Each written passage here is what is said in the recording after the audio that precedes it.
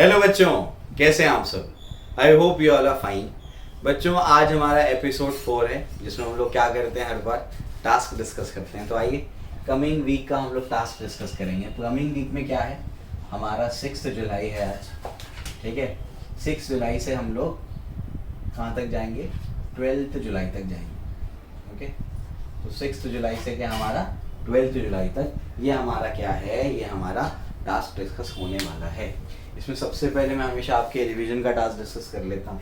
तो रिवीजन में आप लोग क्या करोगे, जो बच्चे एंट्रेंस की तैयारी कर रहे हैं उसमें रिवीजन में बच्चे क्या करेंगे, जब बच्चे रिवीजन करेंगे तो फिजिक्स का, तो इसमें ये बार वो WP work for energy revise करेंगे।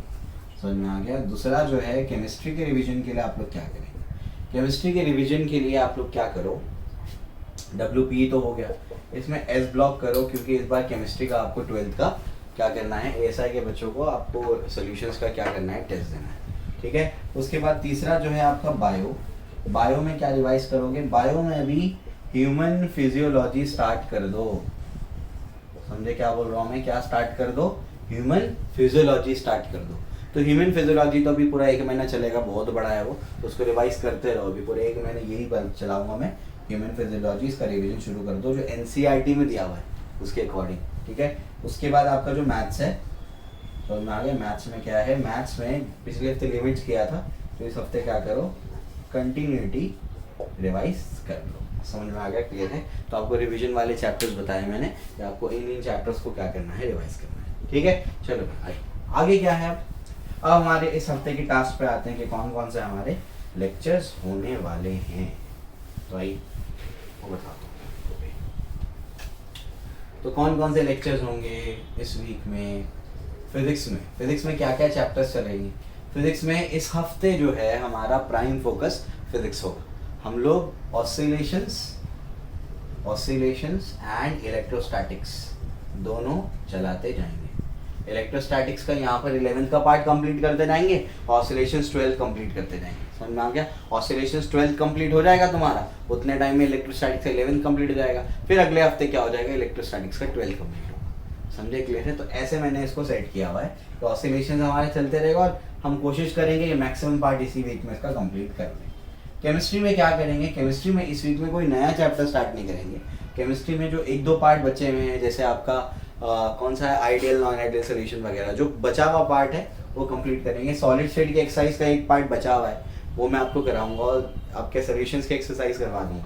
समझ में आ गया। तो रिमेनिंग पार्ट जो है वो हम लोग, remaining part of SS and solutions, समझ में आ गया, इस हफ्ते हम लोग वो करेंगे। फिर इसके बाद वाले वीक में जो 13 जुलाई से शुरू होगा, 13 जुलाई से अपन शुरू करेंगे थर्मोडायनेमिक्स कराऊंगा फिर तुमको।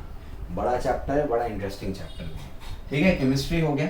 उसके बाद आपका बायो में तो वही चल रहा है जो नासिर सर पढ़ा रहे हैं आपको, रिप्रोडक्शन ही चलेगा, ठीक है। मैथ्स में हम लोग क्या करेंगे, मैथ्स बहुत बड़ा है भाई, बहुत क्वेश्चन है उसके, और एक एक क्वेश्चन कराता हूँ मैं, ऐसा भी नहीं करता हूँ कि स्किप कर देता हूँ मैं, हर एक क्वेश्चन आपको कराता हूँ मैं उसके अंदर। तो एक्सरसाइज 1.2 है एंड 1.3 आप लोगों को करनी है, 1.2 कंप्लीट हो चुकी, एंड 1.4 के कुछ पार्ट्स करेंगे। समझ में आया, क्लियर है। तो ये हमारा कमिंग वीक का टास्क होने वाला है। अब उस बात पे आते हैं कि बच्चे कह रहे हैं कि फ्रीक्वेंसी बढ़ाओ, स्पीड बढ़ाओ। तो आपको एक बात बताऊं बच्चों, में लास्ट वीक हमारे 23 लेक्चर्स अपलोड हुए हैं। 23 लेक्चर्स 7 दिन से डिवाइड करो, लगभग कितना होगा, 3 पॉइंट समथिंग। एक दिन में ऑन एन एवरेज 3 से ज़्यादा लेक्चर्स अपलोड हो रहे हैं। इसको कम थोड़ी बोलते हैं। एक दिन में एक ही लेक्चर अपलोड होता है कई चैनल्स पे, तो मैक्सिमम 2 लेक्चर्स अपलोड होते हैं, हम तो 3-3 लेक्चर अपलोड कर रहे हैं। देखो एक बात याद रखो, ये ऑसिलेशन हो गया, इलेक्ट्रोस्टैटिक्स हो गया, ये तो मैं 1 शॉट में भी आपको रिकॉर्ड करके दे सकता हूँ। एक लेक्चर में शॉर्ट में पढ़ा दिया, मैं क्वालिटी खराब नहीं करूँगा। ये ही मैक्सिमम फ्रीक्वेंसी है, ये बहुत दे रहे हैं, बहुत फ्रीक्वेंसी है। On an average 3 lectures per day होना मतलब बहुत हो गया है, समझे, अच्छी खासी फ्रीक्वेंसी है, बहुत अच्छी स्पीड है। तो ज़्यादा लेक्चर्स रिकॉर्ड करके मैं क्वालिटी ख़राब नहीं करूँगा। मैं वहाँ से कम कर सकता हूँ, 3 से 1 लेक्चर पे आ जाऊँगा मैं क्वालिटी के साथ में कोई कॉम्प्रोमाइज़ नहीं करूँगा, क्वालिटी मैं आपको दूंगा। मैं वैसी ही क्वालिटी का बच्चों को देना चाहता हूँ जैसे मैं खुद चाहता हूँ, जैसे मैं खुद पढ़ना चाहता हूँ, मैं वैसे बच्चों को पढ़ाना चाहता हूँ। समझे, क्वालिटी के साथ में कोई कॉम्प्रोमाइज़ नहीं करूँगा। अगर इसके साथ में कॉम्प्रोमाइज़ कर दिया मैंने, तो बाकी और मुझ में क्या फ़र्क हो जाएगा। मैं तो आपसे कह रहा हूँ ना कि आपको स्टेट लेवल से उठा करके नेशनल इंटरनेशनल लेवल पे लेकर जाना है। आप कंटेंट को स्टेट लेवल का मत समझो। आपकी टेक्स्ट बुक लेता हूँ मैं, एनसीईआरटी पढ़ाता हूँ आपको, अलग अलग रेफरेंसेस से पॉइंट लेता हूँ, मामूली काम नहीं है ये। It takes a lot of efforts. अगर एक अच्छा टीचर बच्चों वो होता है ना जो जिसको अगर 3 घंटे पढ़ाना है तो 6 घंटे पहले खुद पढ़ता है। मैं उस टाइप का टीचर हूँ। मुझे पहले मैं पढ़ता हूँ, पूरा सीक्वेंस बनाता हूँ, बच्चों के लेवल के हिसाब से पढ़ाता हूँ। समझे। आप मेरे पुराने लेक्चर्स देखो और ये लेक्चर्स देखो, आपको बहुत फ़र्क लगेगा। इसमें तो मैंने बहुत इंप्रूवमेंट किया है। मैं तुम्हारा लेवल समझना शुरू कर दिया हूँ कि मुझे पता है कि तुमको कहाँ से उठाना है। हर लेक्चर को 0 से स्टार्ट किया है मैंने।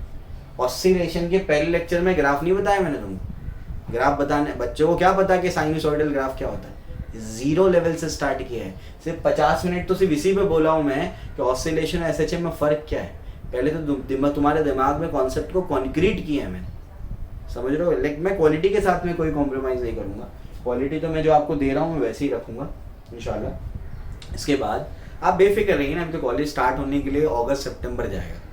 नीट जेई का एग्ज़ाम सितंबर में हो रहा है, तो मोस्ट प्रोबेबली कॉलेजेस अगस्त से सितंबर में ही स्टार्ट होंगे। तो अभी वक्त है आपके पास, आप क्यों फिक्र कर रहे हैं। मैंने कहा है ना कि इस साल मैं हूँ आप लोगों के साथ में, आप क्यों फिक्र कर रहे हैं। और अभी तो मैं पूरी तरीके से घुसा नहीं हूँ ऑनलाइन में। मैं पूरी तरीके से ऑनलाइन में घुस जाऊँगा तो पता नहीं क्या धमाल होगा। फिर तो देखते हैं हम लोग किस लेवल पे पहुंचेंगे उसमें, समझे। अभी आपको पढ़ा रहा हूँ, इस साल पढ़ाऊंगा बच्चों को, ज़रूरत है मेरी इस साल। मैं हूँ इस साल आपके साथ।